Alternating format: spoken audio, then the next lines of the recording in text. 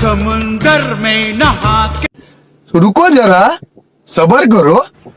रस प्यायला ये म्हणलं माय, रस प्यायला ये म्हणलं माय. अभी मजा आएगा ना भिड़ो. हॅलो, हा बोला पाटील.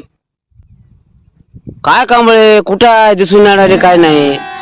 पाटील मी काय दिसायला काय लहान माणूस आहे का हो? कालच मुंबईला आलो. काय माहित आहे ना, आजी देवगण दादाचा रेट टू हिट झाला की नाही, त्यामुळे त्यांचा फोन आला होता, पार्टी विटी करू द्या म्हणले, त्यामुळे लगेच गेलो मी. तुझी भरपूर ओळख आहे हो, मला माहितच नाही.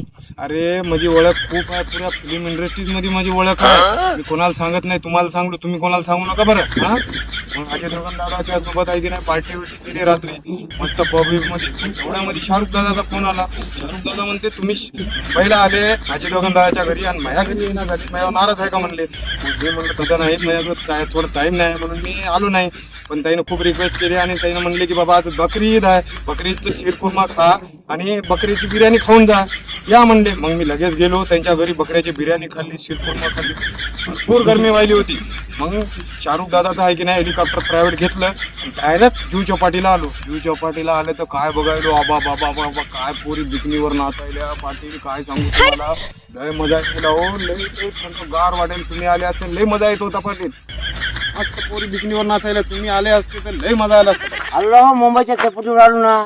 काय गोष्टी करायला पाटील, कायला मजाक करायला तुम्ही येऊ शकता का मरणाची.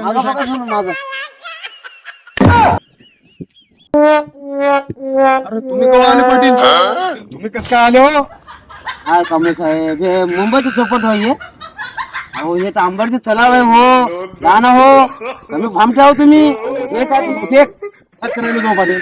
मला वाटलं नाही एवढं फेक म्हणून. तुम्ही जायचं.